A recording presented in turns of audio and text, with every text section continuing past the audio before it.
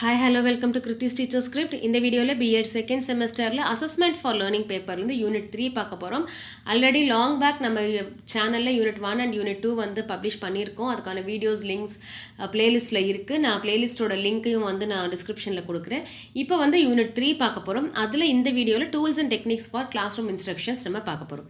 So first tools and டெக்னிக்ஸ்லாம் என்னங்கிறத பார்த்துடலாம். ஒரு ஸ்டூடெண்ட்டை நீங்கள் எவால்வேட் பண்ணணும்னா அதுக்கு என்ன மாதிரியான டெக்னிக்ஸ்லாம் யூஸ் பண்ணுறீங்களோ அதுதான் அசஸ்மெண்ட் டெக்னிக் அப்படின்னு சொல்லுவோம்.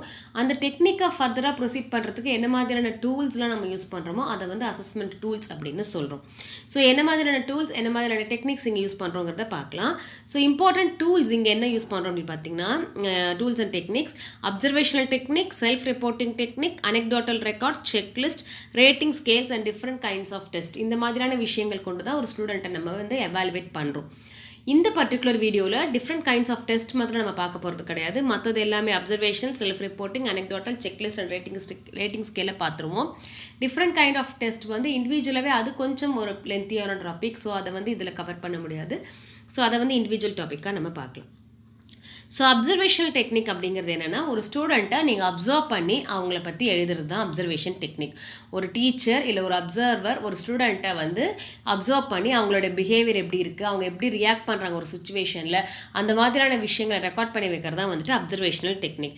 நத்திங் பட் கீன்லி வாட்சிங் the behaviour of the person in appropriate situation. ஒரு சுச்சுவேஷன்லேயே அவங்க எப்படி பிஹேவ் பண்ணுறாங்கன்னு பார்க்குறது.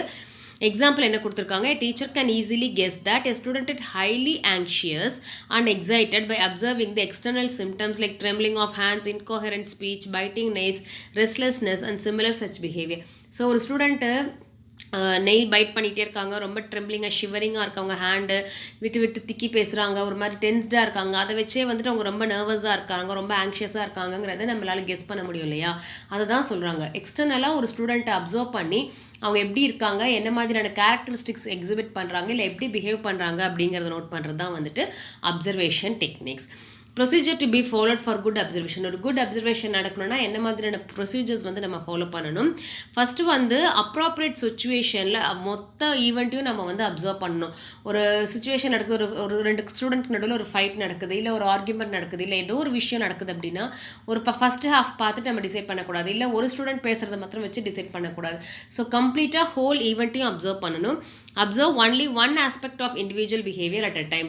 அந்த எந்த இண்டிவிஜுவலை நீங்கள் வந்து அப்சர்வ் பண்ண போகிறீங்களோ அவருடைய ஒரே ஒரு ஆஸ்பெக்ட் தான். இப்போ ஃபார் எக்ஸாம்பிள் அவரோட ஆங்கர் மேனேஜ்மெண்ட் எப்படி இருக்குது அப்படின்னு பார்க்கணுன்னா அதை மட்டும்தான் அப்சர்வ் பண்ணணும். அதை விட்டுட்டு அந்த டைமில் வந்து மற்ற எல்லாத்தையும் அவங்க எப்படி ஹேண்டில் பண்ணுறாங்க, எப்படி பண்ணுறாங்க, எல்லாத்தையும் ஒரு விஷயத்தை மட்டும்தான் அப்சர்வ் பண்ணணும். Observe without the knowledge of the observe and record then and there. அதே மாதிரி யார் அப்சர்வ் பண்ணுறோமோ அவங்களுக்கு வந்து நம்ம அப்சர்வ் பண்ணுறோங்கிறது தெரியக்கூடாது. ஏன்னா ஒன்ஸ் தெரிஞ்சிருச்சு அப்படின்னா அவங்களோட பிஹேவியரில் சேஞ்சஸ் இருக்கும்.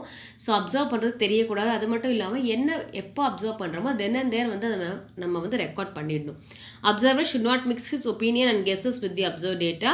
It should be continuously carried out with in the time schedule. அதே மாதிரி நீங்கள் அப்சர்வ் பண்ணுற விஷயமும் வந்துட்டு கண்டினியூஸாக இருக்கணும். அது கொடுத்துருக்க டைம் ஷெட்யூல்குள்ளே கண்டினியூஸாக அப்சர்வ் பண்ணி ரெக்கார்ட் பண்ணணும். அண்ட் முக்கியமாக இருக்கிற விஷயம் நம்மளுடைய ஓன் ஒப்பீனியனோட அதுக்கு வந்து கெஸஸோட வந்து அதை மிக்ஸ் பண்ணக்கூடாது. என்ன அப்சர்வ் பண்ணுறோமோ அதை எக்ஸாக்டாக அங்கே வந்து எழுதணும்.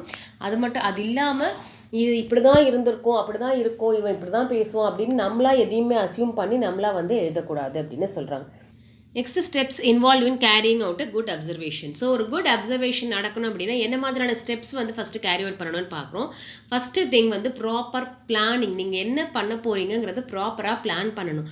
அதாவது என்ன மாதிரியான டீட்டெயில்ஸ் வந்து ஃபஸ்ட்டு யார் அப்சர்வ் பண்ண போகிறோம், எந்த இடத்துல வச்சு அவங்கள அப்சர்வ் பண்ண போகிறோம், என்ன மாதிரியான டீட்டெயில்ஸ் வந்து அவங்கக்கிட்ட கலெக்ட் பண்ண போகிறோம், நீங்கள் வந்து ஒரு இண்டிவிஜுவல் அப்சர்வ் பண்ண போகிறீங்களா இல்லை குரூப் ஆஃப் பீப்புளை அப்சர்வ் பண்ண போகிறீங்களா, எந்த டைமில் வந்து நீங்கள் அப்சர்வ் பண்ண போகிறீங்க, எத்தனை நாளைக்கு அப்சர்வ் பண்ண போகிறீங்க, இந்த மாதிரி எல்லா விஷயத்தையுமே வந்துட்டு ப்ரீ டிட்டர்மைண்ட் பண்ணிடணும்.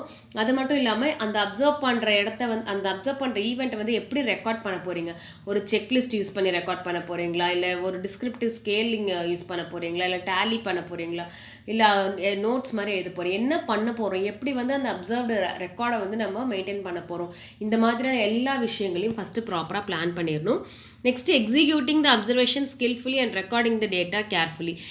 என்ன மாதிரியான அப்சர்வேஷன் நம்ம எடுத்திருக்கோங்கிறத ப்ராப்பராக அப்சர்வ் பண்ணணும். அந்த ரெக்கார்டிங் அதை ஆன்சர் இன்டர்பிரிட்டேஷன் வந்து ப்ராப்பராக ரெக்கார்ட் பண்ணணும். நம்ம studying and interpreting the recorded data. என்ன மாதிரியான டேட்டா நம்ம ரெக்கார்ட் பண்ணியிருக்கோமோ அதை ப்ராப்பராக இன்டர்பிரிட் பண்ணி அந்த பையனை பற்றின ஒரு ஸ்டூடெண்ட்டை பற்றின ஒரு கம்ப்ளீட் அனாலிசிஸ் வந்து நம்ம கொடுக்கணும். So planning, execution and interpreting இது 3 தான் வந்துட்டு ஒரு ஸ்டெப்ஸ் வந்து கேரி அவுட் பண்ணணும் அப்சர்வேஷனுக்காக.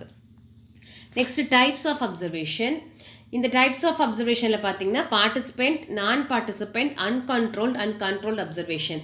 இது வந்து நான் என்னங்கிறது இங்கே எக்ஸ்பிளைன் பண்ணிடுறேன். நோட்ஸாக வந்து பிடிஎஃப் லிங்க்கில் இருக்கும். அதே மாதிரி ஸ்டெப்ஸ் இன்வால்வ்லையும் வந்து என்னன்னு சொல்லிட்டேன். அதுக்கான நோட்ஸ் வந்து பிடிஎஃப்ல இருக்கும், நீங்கள் பார்த்துக்கலாம். ஸோ டைப்ஸ் ஆஃப் அப்சர்வேஷனில் first participant observation. Participant observation அப்படிங்கிறது என்னென்னா அந்த அப்சர்வ் பண்ணக்கூடிய அந்த நபரும் வந்துட்டு உள்ளே இன்வால்வ் ஆகி ஒரு குரூப்பில் அவரும் ஒரு பார்ட்டிசிபெண்ட்டாக இருந்து அதுக்கப்புறம் அப்சர்வ் பண்ணுறது. ஒரு ஈவெண்ட் நடக்குது, ஒரு விஷயம் நடக்குதுன்னா அந்த விஷயத்தில் இவரும் பார்ட்டிசிபேட் பண்ணிட்டு அப்போ தான் வந்து இன்னும் வந்து அவங்க ஜெல் ஆவாங்க. யாரை நீங்கள் அப்சர்வ் பண்ணுறீங்களோ அவங்க வந்து இன்னும் ஓப்பன் அப் ஆவாங்க. ஸோ அவங்க கூடவே மிக்ஸ்அப் ஆகி அந்த இடத்துல அவங்கள அப்சர்வ் பண்ணி அந்த ஆக்டிவிட்டியில் அவங்க எப்படி இருக்காங்கிறத பார்த்து எழுதுறது தான் வந்துட்டு பார்ட்டிசிபெண்ட் பிஹேவியர். நான் பார்ட்டிசிபெண்ட் பிஹேவியர்னால் இது யூஸ்வலாக பார்த்தோம்னா ரொம்ப சின்ன குழந்தைங்களுக்கு இன்ஃபேண்ட் அப்சர்வ் பண்ணுறதுக்கு, இல்லை மால் அட்ஜஸ்டட் இண்டிவிஜுவல்ஸு, அட்ஜஸ்ட் பண்ணிக்காத இண்டிவிஜுவல்ஸ், கோஆப்ரேட் பண்ணாத இண்டிவிஜுவல்ஸ், அந்த மாதிரி இருக்கவங்களுக்கு அவங்க பண்ணுற விஷயங்களை நம்ம பார்ட்டிசிபேட் பண்ணாமல் ஒதுங்கின்னு அவங்கள எந்த விஷயத்திலும் டிஸ்டர்ப் பண்ணாமல் அன்னோட்டிஸ்டு அவங்களுக்கே தெரியாமல் நம்ம வந்து அப்சர்வ் பண்ணி அந்த விஷயங்கள் எழுதுறது தான் வந்துட்டு நான் பார்ட்டிசிபெண்ட் அப்சர்வேஷன்.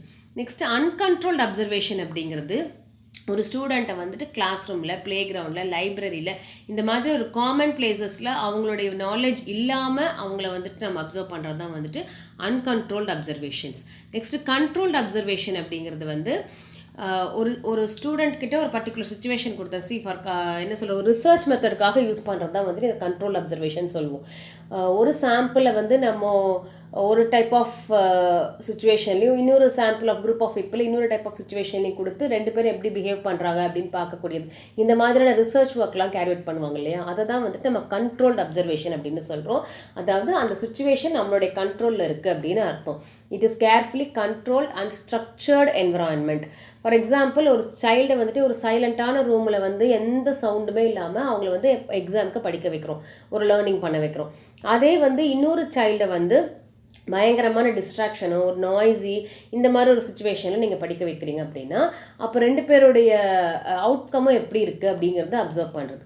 ஸோ இந்த மாதிரி ஒரு கண்ட்ரோல் சுச்சுவேஷன்ஸ் கொடுத்துட்டு அதில் வந்து எப்படி இருக்காங்க அப்படிங்கிறத வந்து மெஷர் பண்ணுறது தான் வந்துட்டு கண்ட்ரோல்டு அப்சர்வேஷன். ஸோ இதுக்கான நோட்ஸ் வந்து டீட்டெயிலாக பிடிஎஃப் லிங்க்கில் இருக்கும், நீங்கள் அதை வந்து பார்த்துக்கலாம். Next, uses of observation, able to understand his mental state, happiness, sorrow, anger, excitement and similar moods. அவங்களோட எமோஷனல் ஸ்விங்ஸ் எல்லாமே நமக்கு தெரிஞ்சிடும்.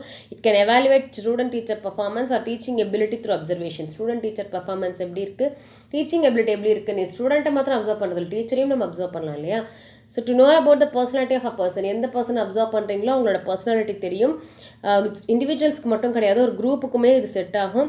அண்ட் இது short term NEET only short term training for effective functioning. ஒரு ப்ராப்பர் அப்சர்வராக இருக்கணும், ஒரு short term training போதும், பெரிய ஒரு ட்ரைனிங்லாம் தேவை கிடையாது. அதே மாதிரி எல்லா குரூப், எல்லா ஏஜ் குரூப், எல்லா ஜெண்டர் எல்லாருக்குமே வந்து இது செட் ஆகும். It is non expensive and may need only few gadgets. பெருசாக இதுக்கு எந்த செலவும் கிடையாது. அண்ட் observing an individual or group in natural environment gives you reliable information. அவங்களாவே இருக்க விட்டு அப்சர்வ் பண்ண மூலியமா ரிலையபிள் இன்ஃபர்மேஷன் வந்து நமக்கு கிடைக்குது. Observation tool can be design to meet any situation. எந்த சுச்சுவேஷனுக்கு தகுந்த மாதிரி நம்மளுடைய அப்சர்வேஷனை நம்ம வந்து சேஞ்ச் பண்ணிக்கலாம் அப்படின்னு சொல்கிறாங்க. லிமிடேஷன்ஸ், இதுலேயும் சில டிஸ்அட்வான்டேஜஸ் இருக்குது. என்னென்னு பார்த்தீங்கன்னா personal likes and dislikes of the observer.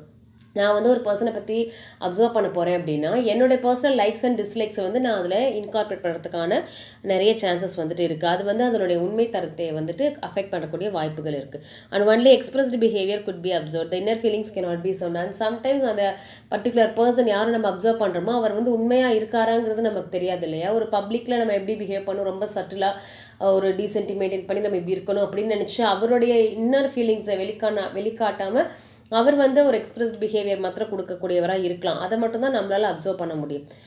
Recording may not be done on the spot, the data recorded may not be accurate. எல்லா ரெக்கார்டிங்ஸுமே எல்லா டைமும் நம்ம அப்சர்வ் பண்ணுறோம், ஆன் த ஸ்பாட்லேயே நம்ம ரெக்கார்ட் பண்ண முடியாது. இன்கேஸ் அப்படி ரெக்கார்ட் பண்ண முடியாமல் போச்சுன்னா கூட அதுக்கப்புறமா ரெக்கார்ட் பண்ணக்கூடிய டேட்டா வந்து அக்யூரேட்டாக இருக்கும், எக்ஸாக்டாக இருக்கும் அப்படின்னு சொல்ல முடியாது. Observation require more time, more patience and keen insight. Observation பண்ணுறதுக்கு நிறைய பேஷன்ஸ் வேணும், கீன் இன்சைட் வேணும். எதையுமே மிஸ் பண்ணிடாமல் ப்ராப்பராக அப்சர்வ் பண்ணணும் அப்படின்னு சொல்கிறாங்க. Next வந்து self-reporting technique. Self-reporting techniques involves gathering information directly from the individual. Self-reporting தான் அவங்களே வந்துட்டு அதுக்கான ஆன்சர்ஸை கொடுக்கறது. ஃபார் எக்ஸாம்பிள் ஒரு கொஷினர், ஒரு இன்டர்வியூ, ஒரு சர்வே இதெல்லாம் எடுக்கும்போது நம்ம போய் கொஷின்ஸ் கேட்போம். அந்த கொஷினில் அவங்களே எஸ், நோ, ஆமாம், இல்லை, பிடிச்சிருக்கு அந்த மாதிரி ஓனாக ஆன்சர்ஸ் கொடுக்குறாங்கல்ல, அதுதான் வந்துட்டு நம்ம ரிப்போர்ட்டிங் டெக்னிக்ஸ் அப்படின்னு சொல்கிறோம். They can give about their own thoughts, feelings and behaviours. These techniques often include methods such as questionnaire, opinionaire, checklist, interest inventory, attitude scale, survey, interview and self-assessment scales. இந்த மாதிரியான இதெல்லாம் தான் வந்துட்டு இந்த டெக்னிக்குக்காக நம்ம use பண்ணக்கூடிய டூல்ஸ். இதை தான் நம்ம டூல்ஸ் அண்ட் டெக்னிக்ஸ்னு படித்தோம். டெக்னிக் பேர் செல்ஃப் ரிப்போர்ட்டிங் டெக்னிக். அதில் நீங்கள் என்ன டூல்ஸ்லாம் யூஸ் பண்ணுறீங்கன்னு பார்த்தீங்கன்னா, கொஷினர் யூஸ் பண்ணலாம், ஒப்பீனியனர் யூஸ் பண்ணலாம், செக்லிஸ்ட் யூஸ் பண்ணலாம், interest inventory, attitude scale, services, interview, self assessment scales இதெல்லாமே இதுக்கு யூஸ் பண்ணக்கூடிய டூல்ஸ் அப்படின்னு சொல்கிறாங்க. இதன் மூலமாக இந்த டெக்னிக்கை வந்து நம்ம பண்ண முடியும். So advantages of self reporting technique என்னெல்லாம் அட்வான்டேஜ் இருக்குது அப்படின்னு பார்த்தோம்னா, as answers are obtained directly from the respondent, the gathered information are highly valid. டைரெக்டாக நம்ம கொஷின் கேட்டு அவங்க ரெஸ்பாண்ட் பண்ணுறதுனால அது வந்து ஒரு ட்ரூத்ஃபுல்லாக வேலிடான ஆன்சராக இருக்கிறதுக்கான வாய்ப்புகள் அதிகம். And large amount of data can be obtained very quickly and cheaply. ஒரு கொஷினாரில் நீங்கள் எத்தனை கொஷின்ஸ் வேணால் கொடுக்கலாம் இல்லையா, ஒரு சர்வே கொடுக்கும்போது எத்தனை கொஷின்ஸ் வேணால் கொடுக்கலாம். அது மூலிமா நிறைய டேட்டாஸ் நீங்கள் கேதர் பண்ணலாம். ஸோ ஷார்ட் டைமில் லார்ஜ் அமௌண்ட் ஆஃப் டேட்டா வந்துட்டு நீங்கள் கேதர் பண்ணலாம் அப்படின்னு சொல்கிறாங்க. Left of data could be easily obtained back, hence data collected using self-reporting technique are highly reliable. ஏதாவது ஒரு left out ஆயிடுச்சுனா கூட நம்ம ஈஸியாக அதை கலெக்ட் பண்ணிக்கலாம். Data obtained from the closed form of machines can be easily tabulated and analyzed.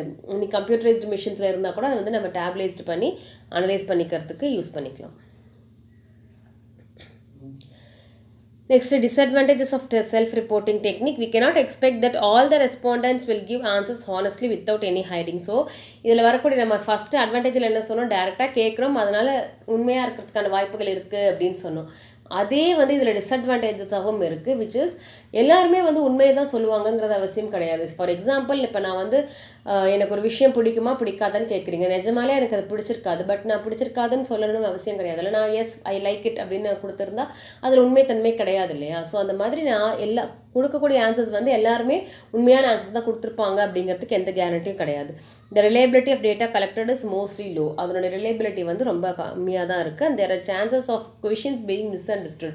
கேட்டப்பட கேள்விகள் வந்து misunderstand ஆகிறதுக்கான வாய்ப்புகள் வந்து அதிகமாகவே இருக்குது.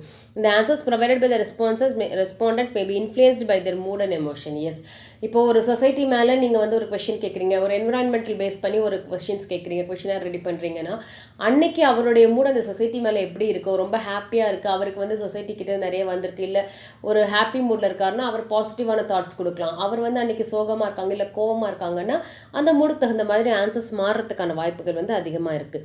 Most of the self reporting devices contain fixed choice questions and lacks flexibility. No opportunity is given to include supplementary or explanatory information. So mostly questionnaires பார்த்தீங்கன்னா எப்படி இருக்கும்னா எஸ் நோ இருக்கும், இல்லைனா ஆப்ஷன்ஸ் கொடுத்துருப்பாங்க. ஸோ அவங்களுடைய ஓன் விஷயங்களை வந்து own ஃபீலிங்ஸை வந்துட்டு எக்ஸ்ப்ரெஸ் பண்ணுறதுக்கான எல்லா இடத்துலையும் அவங்களுக்கு ஆப்பர்ச்சுனிட்டிஸ் கிடைக்காது. அண்ட் லோ ரெஸ்பான்ஸ் ரேட்டும் வந்து ரொம்ப கம்மியாகவே இருக்குது அப்படின்னு சொல்கிறோம். So next is anecdotal record. Anecdotal record அப்படிங்கிறது என்னென்னா, it's a factual description of the meaningful incidents and events which the teacher has observe. அதாவது ஒரு ஸ்டூடெண்ட்டை பற்றின ஃபேக்சுவல் டிஸ்கிரிப்ஷன் எப்படி இருக்கும், அந்த ஸ்டூடெண்ட்டோட பிஹேவியர் என்ன, எப்படி நடந்துப்பாங்க, என்ன மாதிரியான விஷயங்கள் இருக்குது அப்படிங்கிறத மெயின்டைன் பண்ணிகிட்டே வருவாங்க. இயர் பை இயர் வந்து அனெக்டோட்டல் ரெக்கார்டு ஒவ்வொரு ஸ்டூடெண்ட்டுக்குமே மெயின்டைன் பண்ணிட்டு வருவாங்க. அந்த கிளாஸ் டீச்சர்ஸ் வந்து மெயின்டைன் பண்ணுவாங்க. For a class of 40 the teacher will have a 40 anecdotal record. இல்லை அந்த மாதிரி 40 மெயின்டைன் பண்ண முடியலன்னா, ரொம்ப மிஸ்டூவஸாக இருக்கிறவங்க இல்லை ரொம்ப எக்ஸ்ட்ராடனரி டேலண்டடாக இருக்காங்க, அட்லீஸ்ட் அந்த மாதிரி ஒரு குழந்தைங்களுக்காகவாவது மெயின்டைன் பண்ணுவாங்க. பட் 40 சில்ட்ரனுக்குமே மெயின்டைன் பண்ண வேண்டியது அவசியம். நிறைய ஸ்கூல்ஸில் வந்து மெயின்டைன் பண்ணுறாங்க அனெக்டோட்டல் ரெக்கார்ட்ஸ். ஸோ அதில் அந்த குழந்தைங்களோட பிஹேவியர், ஏதாவது இஷ்யூ ஆச்சு, ஏதாவது ஒரு பிரச்சனையாச்சு, இல்லை நல்லதாக ஏதாவது நடந்தது, அவங்க ஏதாவது அச்சீவ் பண்ணாங்க, எக்ஸ்ட்ராடனரி டேலண்டடாக இருக்காங்க, எல்லா விஷயத்தையுமே வந்து அதில் நோட் பண்ணுவாங்க, ரெக்கார்ட் பண்ணி வைப்பாங்க. So salient features of anecdotal record அப்படிங்கிறது எப்படி இருக்கும் அப்படின்னு பார்த்தோம்னா, இம்பார்ட்டன்ட் ஈவெண்ட் இந்த student life will be recorded objectively. Student லைஃப்பில் நடக்கக்கூடிய இம்பார்ட்டன்ட் விஷயங்கள், அதாவது ஸ்கூல் கேம்பஸ்குள்ளே டீச்சரோட நோட்டீஸ்குள்ளே நடக்கக்கூடிய எல்லா விஷயங்களையுமே ரெக்கார்ட் பண்ணி அதில் மெயின்டைன் பண்ணுவாங்க. Only one incident at a time will be observed and recorded. At a டைமில் ஏதாவது ஒரு இன்சிடென்ட் ரெக்கார்ட் பண்ணுவாங்க, அதை தான் அப்சர்வ் பண்ணுவாங்க. Each card will be of 3x5 size. ஒரு கார்டு மாதிரி இருக்கும். தட் இஸ் அந்த கார்டில் தான் வந்துட்டு அனெக்டோட்டல் ஒரு ஈவெண்ட்டையும் மெயின்டைன் பண்ணி ரெக்கார்ட் பண்ணி அதை மெயின்டைன் பண்ணுவாங்க. the card with entries will be arranged chronologically and maintained. So timeline பிரகாரம் அதை வந்து மெயின்டைன் பண்ணுவாங்க. இயர் வைஸ் மந்த் வைஸ் அதை மெயின்டைன் பண்ணி அடுக்கி வைப்பாங்க. anecdotal records will be kept confidentially. It is only supplementary to other method of data collection or a reliable strategy. So இது வந்து இதில் இருக்க விஷயங்கள் ரொம்ப கான்ஃபிடென்ஷியலாக இருக்கும்.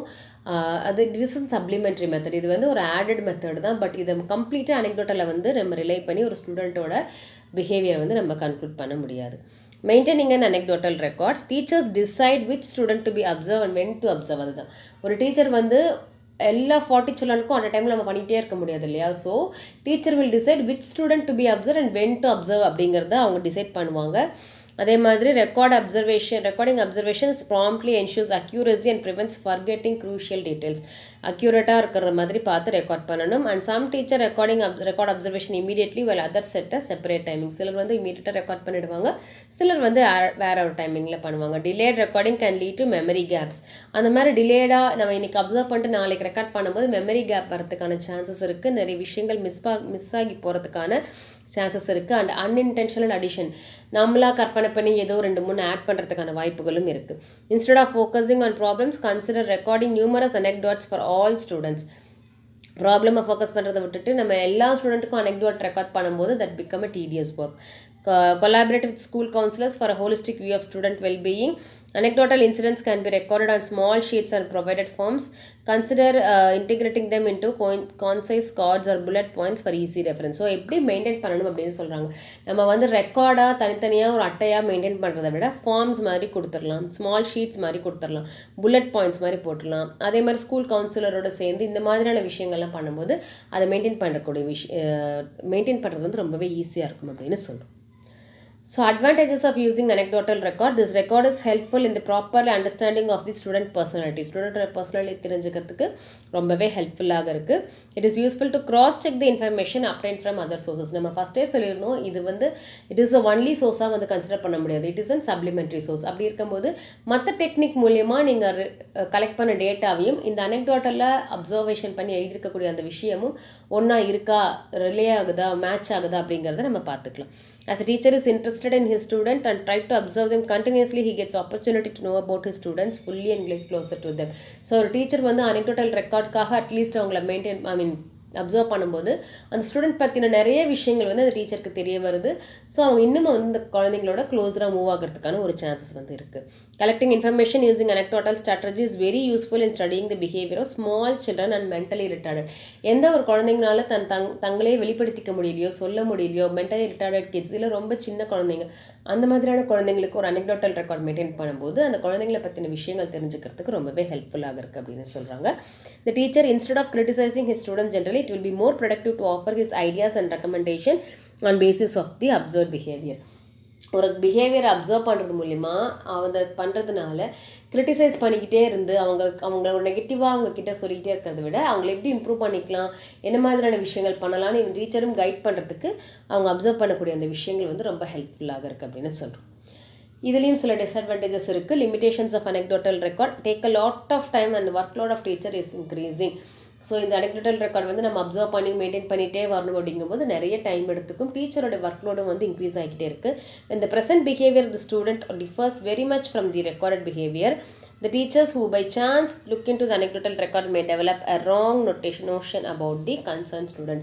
ஒரு ஸ்டூடெண்ட்டை பற்றின anecdotal ரெக்கார்ட் மெயின்டைன் பண்ணுறோம். ஸோ அது இன்னொரு டீச்சர் பார்க்கும்போது அந்த ஸ்டூடெண்ட்டோடைய கரண்ட் பிஹேவியருக்கும் அந்த anecdotal ரெக்கார்டில் இருக்கக்கூடிய பிஹேவியருக்கும் டிஃப்ரென்ஸ் வரும்போது அந்த குழந்தை பற்றின ஒரு ராங்கான அண்டர்ஸ்டாண்டிங் வந்து டீச்சர் வந்து டெவலப் பண்ணிக்கலாம். anecdotalலே மென்ஷன் பண்ணியிருக்காங்களே அவன் இப்படி தான் அப்படின்னு அந்த குழந்தைய பற்றின ஒரு மிஸ் அண்டர்ஸ்டாண்டிங் வரதுக்கான வாய்ப்புகள் வந்து அதிகமாக இருக்குது. Any exaggerated descriptions may leads to misunderstanding the student. அதே மாதிரி அதில் ஏதாவது எக்ஸாஜரேட் பண்ணி எழுதியிருந்தாங்கன்னா ஃபஸ்ட்டே ஒரு ஜட்மெண்டலாக இதுதான் இந்த குழந்தை இப்படி தான் அப்படின்னு அந்த டீச்சர் வந்து வந்துடுவாங்க அப்படின்னு சொல்கிறாங்க. Information will be useful only if there accurate information இருந்தால் மட்டும்தான் யூஸ்ஃபுல்லாக இருக்கும். நம்மளுடைய ஓன் கருத்துக்களை அதில் புகுத்தி எழுதினோமானால் அது யூஸ்ஃபுல்லாக இருக்காது. The chances of occurrence of incidents which reveal the important behaviour traits of the student that too in adequate numbers taking place now and then is very much limited. அண்ட் ஒரு குழந்தையோட இம்பார்ட்டன்ட் பிஹேவியர் ட்ரைட்ஸை சொல்லக்கூடிய மாதிரியான incidents வந்துட்டு அடிக்கடி நடக்காது இல்லையா. So ஏதாவது 1-2 தான் நடக்கும். அதை வச்சு நம்ம வந்து ஒரு ரெக்கார்டை மெயின்டைன் பண்ணுறது வந்து ரொம்பவே கஷ்டம் அப்படின்னு சொல்கிறோம். ஸோ நெக்ஸ்ட் இருக்கக்கூடிய டெக்னிக் என்னன்னு பார்த்தோம்னா டூல்ஸ் வந்து checklist is a tool consisting of prepared list of items. So checklist first பார்த்தது வந்து அப்சர்வேஷனும் செல்ஃப் ரிப்போர்ட்டிங்கும் டெக்னிக்ஸ். இந்த anecdotal ரெக்கார்டு செக்லிஸ்ட்டு இதெல்லாம் வந்துட்டு tools. Checklist is a tool consisting of prepared list of items. அதாவது நமக்கே தெரியும் ஒரு செக்லிஸ்ட். நீங்கள் ஊருக்கு போகிறீங்க அப்படின்னா என்ன மாதிரியான திங்ஸ் எல்லாம் நம்ம எடுத்துகிட்டு போகணும் அப்படின்னு நம்ம எழுதி வச்சு நம்ம செக் பண்ணி இதெல்லாம் எடுத்து வச்சிட்டோமா, இல்லை நமக்கு இந்த வீக்கில் இந்த மாதிரியான ஒர்க் இருக்குது டூ லிஸ்ட் பண்ணுவோம் இல்லையா, அதுதான் செக்லிஸ்ட்டுன்னு சொல்கிறோம். இதெல்லாம் முடிச்சிட்டோமா இல்லையா, இருக்கா இல்லையா அப்படின்னு பார்க்கக்கூடியது தான் prepared list of items. It is use to record the presence or absence of item by checking yes or no. இருக்கா இல்லையான்னு பார்க்கறதுக்கு எஸ் நோ அது பண்ணுறது தான் வந்துட்டு checklist. Or number of items, எத்தனை நம்பர் ஆஃப் ஐட்டம்ஸ் இருக்குது அப்படிங்கிறத பார்க்குறது.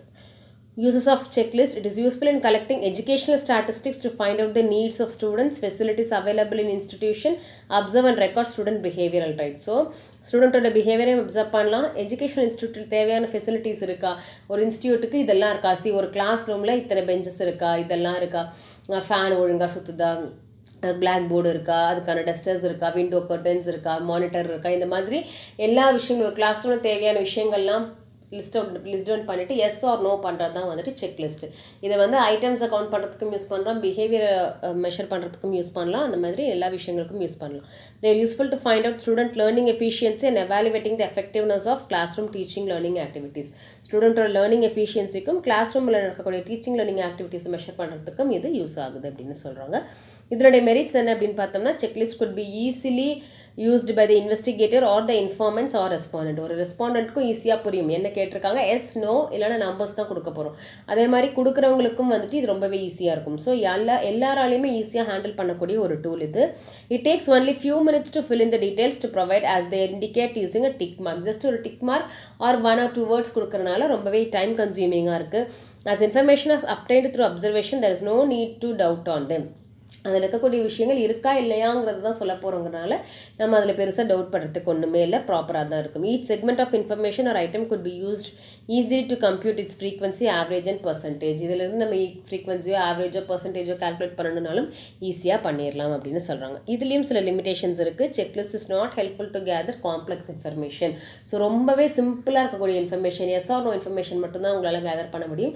ரொம்ப காம்ப்ளெக்ஸ் இன்ஃபர்மேஷனில் வந்துட்டு இதை கேதர் பண்ண முடியாது. The objectivity of the checklist cannot be stated with certainty. அதனுடைய அப்ஜெக்டிவிட்டியை வந்துட்டு உண்மைத்தன்மையை வந்துட்டு ரொம்பவே நம்ம ரிலேபிளாக நம்ப முடியாது. cannot be stated with certainty. Next, rating scale. Rating scale is the tool with graded categories that allows individuals to express their judgment about the presence or extent of specific characteristics, attributes or behaviors in a situation. Rating scale-னா நீங்கள் இப்போ நிறைய apps use பண்ணியிருப்பீங்க. நமக்கு 5 star rating கொடுங்கன்னு கேட்குறாங்களா, அதுதான் rating scale. குட்டா பேடா very good first அந்த மாதிரி நம்ம ரேட் பண்ணுறோம் இல்லையா, டிஃப்ரெண்ட் திங்ஸ், அதுதான் வந்துட்டு ரேட்டிங் ஸ்கேல். அதில் வந்து வேறு டைப்ஸ் ஆஃப் ரேட்டிங் ஸ்கேல்ஸ் வந்து இருக்குது. So constructing a rating scale. In a rating scale only a small number of items related to characteristics or attributes of the thing, event or behavior will be given. On the basis of the finding of observation, each item will be given the rating by the observer to indicate the degree to which each attribute present. So இது எப்படி rating scale பண்ணுவாங்கன்னா, ஒரு விஷயம் இருக்குது அப்படின்னா அந்த விஷயத்தை base பண்ணி small number of items relating to the characters, அதோட கேரக்டரிஸ்டிக்ஸோ அதோட குவாலிட்டியோ இல்லை அதோட ஆட்ரிபியூட்ஸோ எதுவாக இருந்தாலும் அதை பேஸ் பண்ணி நமக்கு சில ரேட்ஸ் கொடுக்குறாங்க. அந்த ரேட்டிங்கில் எப்படி இருக்குங்கிறத அதை அப்சர்வ் பண்ணிவிட்டு எல்லாம் யூஸ் பண்ணி பார்த்துட்டு நம்ம வந்து கொடுக்கணும். சிம்பிள் எக்ஸாம்பிள் நான் சொன்ன மாதிரி இப்போது இன்றைக்கி ட்ரெண்டுக்கு நம்ம யூஸ் பண்ணுற ஆப்ஸு, நீங்கள் இப்போ ஏதோ ஒரு ஃபுட் சாப்பிட்டுட்டு அதோட குவாலிட்டி எப்படி இருக்குது, அதுக்கு தகுந்த மாதிரி ரேட்டிங் கொடுக்குறோம். இல்லை ஸ்மைலிஸ் கொடுக்குறோம், ரேட்டிங் கொடுக்குறோம், ஸ்டார்ஸ் கொடுக்குறோம், வேர்ட்ஸில் கொடுக்குறோம், நம்பரில் ரேட்டிங் கொடுக்குறோம். இந்த ஸ்கேல் ஆஃப் 1 to 10 எவ்வளோ மார்க்ஸ் கொடுப்பீங்க, இது எல்லாமே தான் வந்துட்டு ரேட்டிங். ஸோ இதில் என்ன மாதிரியான ரேட்டிங்ஸ் இருக்குன்னு பார்க்கலாம். First numerical scale rating scale. நான் சொன்ன மாதிரி இந்த ஸ்கேல் ஆஃப் 1 to 5 எவ்வளோ மார்க் கொடுப்போம். ஒரு மூவி ரிவ்யூ பண்ணுறோம், ரிவ்யூ பண்ணி எவ்வளோ ரேட்டிங் கொடுப்போம், 3, 3.5 அந்த மாதிரி கொடுக்குறோம்ல, அதுதான். In this method, to indicate the rating, serial numbers are used like 1, 2, 3, 4, 5. Generally, 1 is considered to be the lowest and 5 is the highest. Usually, rating skills have 3, 5 or 7 points. Generally, வந்து rating skillsல 3 points, 5 points, 7 point ratings கொடுக்குறாங்க. So அதை base பண்ணி 1 was the lowest. அதே மாதிரி எந்த side இருக்கிற end வந்து 3 or 5 or 7 whichever it is, that will be the highest. அதுக்கு தகுந்த மாதிரி நம்ம யூஸ் பண்ண ப்ராடக்ட்டுக்கோ இல்லை பிஹேவியருக்கோ இல்லை வாட் எவர் இட் இஸ் அதுக்கு வந்து நம்ம ரேட்டிங் கொடுக்க போகிறோம். Next, descriptive rating scale. In this method, to mark the getter value, observer will be asked to indicate any one of the description. First, numerical அப்படிங்கும்போது number. Descriptive அப்படிங்கும்போது அதில் நம்ம verbal describe பண்ணணும். Very high, high, average, low, good, bad, worst அந்த மாதிரி வேர்ட்ஸில் describe பண்ணுறது descriptive rating scale.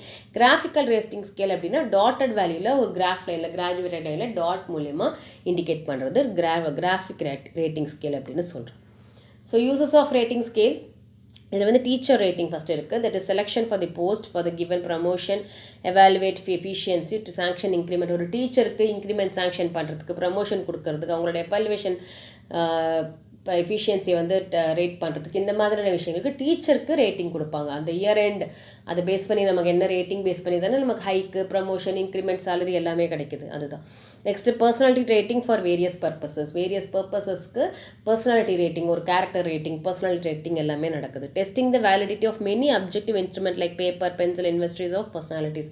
நிறைய விஷயங்களுடைய அப்ஜெக்டிவ் வேலிடிட்டி டெஸ்ட் பண்ணுறதுக்கும் இதை யூஸ் பண்ணுறோம். Schools appraisals, course practices, programs, judging the competitors for their proficiency, elocution competition, essay competition, இந்த மாதிரி நிறைய விஷயங்களுக்கு நம்ம வந்து ரேட்டிங் கொடுக்குறோம். அதனால் இந்த ரேட்டிங் ஸ்கேலை வந்து ரொம்ப வைடாக யூஸ் பண்ணலாம் அப்படிங்கிறது தான் இங்கே சொல்கிறாங்க. So merits of rating scale, it is easy to evaluate through rating. ஒரு ரேட்டிங் கொடுக்கறது ரொம்பவே ஈஸியான ஒரு ஒர்க்கு தான். It is very less time consuming and not much training is needed for the raters. இதுக்காக தனியாக ட்ரைனிங்லாம் எடுக்க தேவையில்லை, நம்மளுடைய ஒப்பீனியனை கொடுத்தா போதும். Various factors like versatility, teaching, evaluating and performance of educational institution, cultural programs and other activities could be assessed separately and combined value can be worked. So தனித்தனியாக ஒரு விஷயங்களை நம்ம ரேட் பண்ணிவிட்டு அதுக்கப்புறமா கம்பைண்டாக அதை வந்து நம்ம எடுத்துகிட்டு வரலாம் அப்படின்னு சொல்கிறாங்க. So limitations of rating scale, the rater may find it difficult to understand the qualities to be assessed. So நம்ம ரேட் பண்ணுறவங்களுக்கு அதனுடைய குவாலிட்டி அண்டர்ஸ்டாண்ட் பண்ணிக்கிறதுக்கு கொஞ்சம் டிஃபிகல்ட்டாக இருக்கலாம். There is an inherent danger of the personal likes and dislikes influencing the rating. Personal likes and dislikes வந்து எனக்கு அந்த பர்டிகுலர் பர்சனை பிடிக்காமல் இருக்கலாம், இல்லை அந்த பர்டிகுலர் கம்பெனியை பிடிக்காமல் இருக்கலாம், அந்த ஆக்டரை பிடிக்காமல் இருக்கலாம், அதனால் நான் வந்து ஃபஸ்ட் ரேட்டிங் கொடுக்கலாம். So personal likes and dislikes வந்து இந்த ரேட்டிங்கில் இன்ஃப்ளூயன்ஸ் ஆகும் அப்படின்னு சொல்கிறாங்க. இந்த ரேட்டிங்கில் என்ன மாதிரியான சில எரர்ஸ்லாம் வரதுக்கான வாய்ப்பு இருக்குதுன்னு பார்த்தீங்கன்னா, first generosity error and constant severity error, average error, halo effect and logical error. இந்த 5 விதமான எரர்ஸ் வந்து ரேட்டிங் கொடுக்கும்போது வரத்துக்கான வாய்ப்புகள் இருக்குது அப்படின்னு சொல்கிறோம். ஜெனராசிட்டி எரர் அப்படிங்கிறது என்னென்னா, ஜென்ரலாக இப்போ வந்து ஒரு ஒப்பீனியன் கொடுக்கறது.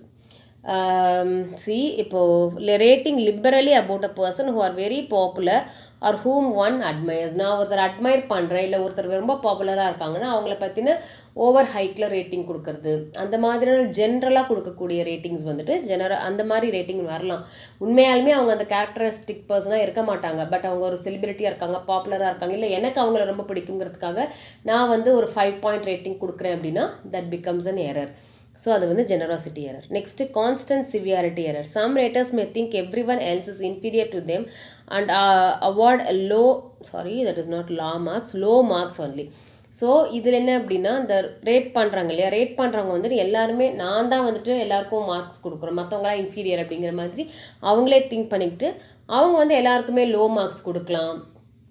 ஒரு ப்ராப்பரான ஒரு மார்க்ஸ் கொடுக்காம, இப்போ ஒரு காம்படிஷன் நடக்குது அப்படின்னா ஒரு சில ஜட்ஜஸ்லாம் பார்த்தீங்கன்னா 3 மார்க் மேலே கொடுக்கவே மாட்டாங்க.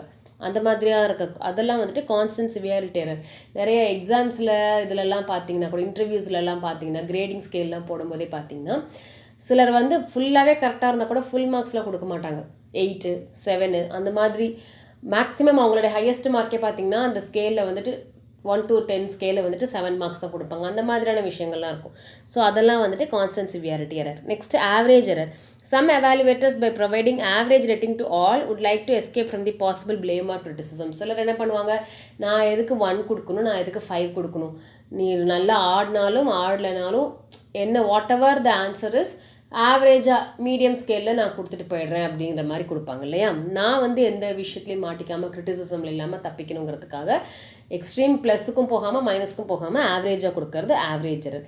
Next is halo effect. Rating someone based on one stand out quality and assume everything else about them is equally impressive. ஒருத்தங்க வந்து ரொம்ப நல்ல குவாலிட்டி இருக்கும் அவங்க கிட்ட, அது மூலயமா அவங்க ரொம்ப நல்லவங்களாக இருப்பாங்க. அந்த மாதிரி இருக்கும்போது எஸ் இவங்ககிட்ட இந்த குவாலிட்டி இருக்குப்பா, அதனால் இவங்க எல்லாமே அப்படி தான் பண்ணுவாங்க அப்படின்னு சொல்லி அவங்களுடைய ஒரு குவாலிட்டியை பேஸ் பண்ணி மற்ற எல்லா குவாலிட்டிஸையும் நம்ம ரேட் பண்ணுறது. ஆர் ஒருத்தவங்க வந்து ரொம்ப ஷார்ட் டெம்பர்டாக இருப்பாங்க, அவன் சரியான கோவக்காரன், அவன் எல்லா வேலையும் தப்பாக தான் பண்ணுவான் அப்படின்னு அந்த மாதிரி எதர் பாசிட்டிவ் ஆர் நெகட்டிவ்.